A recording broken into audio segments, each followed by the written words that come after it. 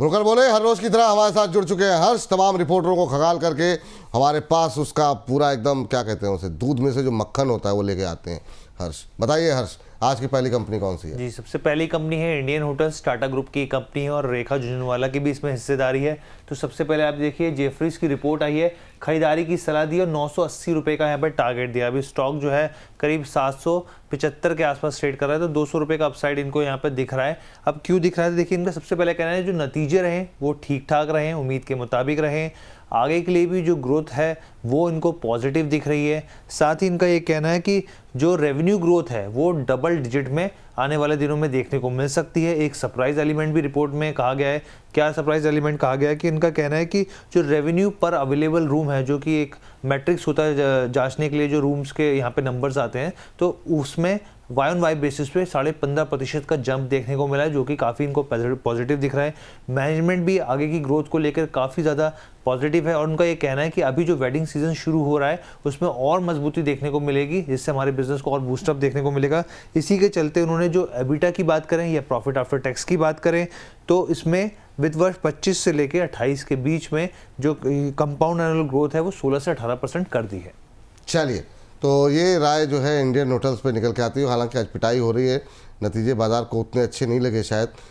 22-23 रुपये के आसपास की गिरावट, 474 के आसपास चल रहा है। 980 तक के टारगेट लेकिन जेफरीज का मानना है देखने को मिल सकते हैं।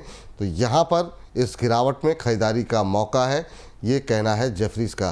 पंकज जी शायद का संपर्क टूट गया, हम कोशिश कर रहे हैं उनको जोड़ने की, तो जैसे जुड़ते हैं उनसे हम इस पर राय लेंगे हर्ष कि आखिर में इंडियन, चले जुड़ गए शायद पंकज जी।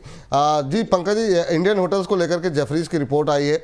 नतीजे फिलहाल के लिए बाजार को उतने अच्छे नहीं लगे, 22-23 रुपये नीचे है, लेकिन जेफरीज की रिपोर्ट कह रही है यहाँ पर आगे चल करके अच्छा मोमेंटम देखने को मिल सकता है और एक साल में उन्होंने 980 रुपये तक का टारगेट दिया है। आप इंडियन होटल्स को कैसे देख रहे हैं सर?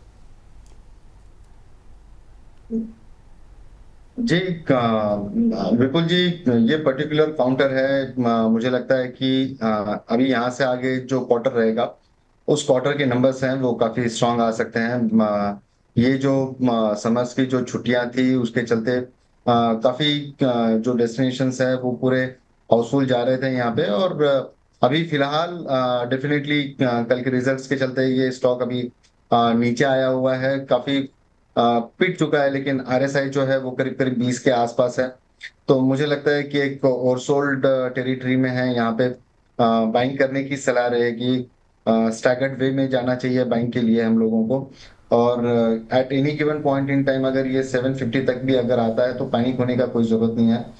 क्वालिटी वाला स्टॉक है, इसके अंदर हम लोग बाय का इनिशिएशन जो है वो मेंटेन रखेंगे, और स्टॉप लॉस जो है वो पोजिशनली मुझे लगता है कि 730 के आसपास का इसका एक स्टॉप लॉस बनना चाहिए, और टारगेट जो है वो 835 और 880 के आसपास के इसके अंदर दो टारगेट्स देखने मिल सकते हैं। लेकिन मेरे ख्याल से जो रणनीति रहनी चाहिए इसकी वो पोजिशनल की रहनी चाहिए। पोजिशनल की रहनी चाहिए। चलिए ठीक है, ये बात निकल के आती हुई अगली कंपनी का रुख करते हैं, हर्ष के पास चलें। लेकिन कमल प्रताप सिंह जी कह रहे हैं विपुल सर हमसे कैसी नाराजगी, मैंने उस दिन भी बहुत बार सवाल पूछा, आपने जवाब नहीं दिया। अशोका बिल्डकॉन के शॉर्ट शेयर सर, अभी तो हम लोग बातचीत जब तक कर रहे हैं, हर्ष बता रहे हैं, एक बार अशोका बिल्डकॉन पे चार्ट पे नज़र डाल दीजिएगा, डिस्क्लोजर के साथ ही बता दीजिएगा लेवल्स इनको, क्योंकि समय भी कम है। तो हर्ष के साथ तब तक दूसरी कंपनी हम डिस्कस कर लेते हैं। हर्ष बताइए आज की दूसरी कंपनी कौन सी है? दूसरी कंपनी है उज्जीवन स्मॉल फाइनेंस बैंक। यहाँ पर तो आईसीआईसीआई सिक्योरिटीज़ की यहाँ पर रिपोर्ट आई है, खरीदारी की सलाह दी है, 55 रुपये का टारगेट दिया, पहले 45 रुपये का टारगेट यहाँ पर दिया जा रहा था। अब इनका कहना क्या है? इनका कहना है कि जो बैंक है अपनी लोन बुक के जोखिमों को लगातार कम कर रहा है, सिक्योर्ड लोन पोर्टफोलियो को बढ़ाने के लिए उस रास्ते पे चल रहा है यहाँ पे। इसके साथ ही यहाँ पे बैलेंस शीट जो है वो लगातार मजबूत होती हुई दिख रही है। वित्त वर्ष 2025 का जो चौथा क्वार्टर हम लोग बात कर रहे हैं यहाँ पे, तो चौथे क्वार्टर की अगर हम लोग देखें तो यहाँ पर जो लोन बुक है वो 44% की ग्रोथ देखने को मिली, जबकि वाई ऑन वाई बेसिस पे पिछले साल ये 30% थी। तो इसके हिसाब से उनको जो लोन बुक की ग्रोथ है वो काफ़ी अच्छी अट्रैक्टिव दिख रही है यहाँ पे। इसके साथ ही इन्होंने कहा जो क्रेडिट कॉस्ट में जो स्टेबिलिटी है वो दूसरे जो वित्त वर्ष मौजूदा वित्त वर्ष चल रहा है उसकी दूसरी छमाही में आती हुई दिखेगी। तो ये तमाम फैक्टर्स के हिसाब से इन्होंने ये 55 रुपये के टारगेट्स दिए हैं। चलिए, यहाँ पे सर बहुत लोग फंसे हुए हैं, रोज़ सवाल आते हैं हमारे पास, और सारे स्मॉल फाइनेंस बैंक ने काफ़ी निराश किया है। पर अब थोड़ा सा ऊपर के टारगेट निकल के आए हैं। आपकी टिप्पणी क्या रहेगी sir Ujjivan small finance bank को लेकर के? सर बिल्कुल सही बोला है कि काफी लोग फंसे हुए हैं, लेकिन जिस तरीके का एक overall performance Ujjain small finance bank में देखने मिला है, कहीं ना कहीं एक कॉन्फिडेंस यहाँ पे बनता हुआ नजर आया है। मेरे ख्याल से डेफिनेटली एक बाइंग करने की सलाह रहेगी। स्विंग के तरीके से ना देखें, अगर लंबा समय, लंबा नजरिया यहाँ पे अगर रखते हैं तो थ्री फिगर्स में आने को ज्यादा टाइम नहीं लगेगा। 1 से 2 साल का अगर आप टाइम होराइजन रखते हैं तो मुझे लगता है कि अगर ये 105 110 की रेंज भी आता है तो कोई सरप्राइज होने की बात नहीं रहेगी। डेफिनेटली मेरी तरफ से बाय कॉल रहेगा यहाँ पे। स्टॉप लॉस जो है 30 रुपए का रखना चाहिए, और टारगेट जो है वो 70 रुपीज और 110। और अगर स्विंग के हिसाब से अगर आप देख रहे हैं तो 35 रुपए का एक स्टॉप लॉस यहाँ पे रखिए, और 55 रुपए के टारगेट के लिए इसको प्ले कर सकते हैं। ठीक सर, चलिए उज्जीवन फाइनेंस बैंक पे हो गई बात। हर्ष बताइए तीसरी कंपनी। तीसरी कंपनी है महिंद्रा एंड महिंद्रा, जैसे आप अभी डिस्कस भी कर रहे थे ऑटो के ऊपर। तो यहाँ पे देखिए जेफरीज की रिपोर्ट है, बाय की यहाँ पे कॉल दी गई और 4000 रुपये का टारगेट दिया गया। 3100 रुपये के आसपास स्टॉक ट्रेड कर रहा है यहाँ पर, तो बड़े ज़बरदस्त टारगेट्स यहाँ पर दिए जा रहे हैं। अब इनका कहना क्या है, देखिए इनका कहना है लगातार 12वां कॉन्जिक्यूटिव क्वार्टर है यहाँ पे, लगातार 12वां क्वार्टर है जब आप एबिटा देखें डबल डिजिट में आया है। तो ये पहला पॉइंट इन्होंने गिनवाया। उन्होंने कहा कि अभी भी उनको लग रहा है ऐसा कि ग्रोथ के जो आउटलुक है वो और ज़्यादा पॉजिटिव हो सकता है, और री रेटिंग की गुंजाइश उन्होंने अभी भी रखी है। और यहाँ तक कि इनका कहना है कि जो फ्रेंचाइजीज हैं कंपनी की उसमें भी लगातार सुधार देखने को मिल रहा है। साथ ही इन्होंने ये भी कहा है कि तमाम तरह के जो जेफरीज के जो प्रेफर्ड पिक्स होते हैं उनमें से one of the best preferred pick M&M है यहाँ पर। साथ ही इन्होंने ये भी कहा कि जो 12% वॉल्यूम की बात करें या 18% कोर अर्निंग की बात करें तो ये जो है ये वृद्धि देखने को मिल सकती है वित्त वर्ष 2025 से 28 के बीच में कंपाउंड एनुअल ग्रोथ रेट के हिसाब से। साथ ही जो ट्रैक्टर सेगमेंट है कंपनी का वो भी अपसाइड अप ट्रेंड दिखा सकता है जल्दी। चल ये बात निकल के आती हुई M&M को लेकर के। M&M पे बात हो गई सर, थोड़ी सी अपनी टिप्पणी अगर दोहरा दें तो बड़ी मेहरबानी होगी। सर देखिए, जहाँ तक महिंद्रा एंड महिंद्रा की बात है, बहुत क्लियरली अभी बताया गया कि एबिटा जो है वो करीब करीब मतलब डबल डिजिट में आ गया है। 12 क्वार्टर्स मतलब करीब करीब 3 साल से कांस्टेंट परफॉर्मर रहा हुआ है। इनोवेशन की हद में अगर देखते हैं तो काफी तगड़े इनोवेशंस महिंद्रा एंड महिंद्रा ने किए हुए हैं, और उसके जो रिजल्ट्स हैं वो काफी स्ट्रांगली डिलीवर होते हुए भी नजर आए हैं यहाँ पे। मेरे ख्याल से ये एक स्ट्रांग बाय रहना चाहिए। टेक्निकल फ्रंट्स पे भी देखते हैं तो करीब करीब 4% के आसपास की तेजी यहाँ पे विटनेस हुई है, और ये मोमेंटम कंटिन्यू रह सकता है। स्टॉप लॉस की कंपल्शन होता है यहाँ पे, तो 3050 का एक स्टॉप लॉस रखिए।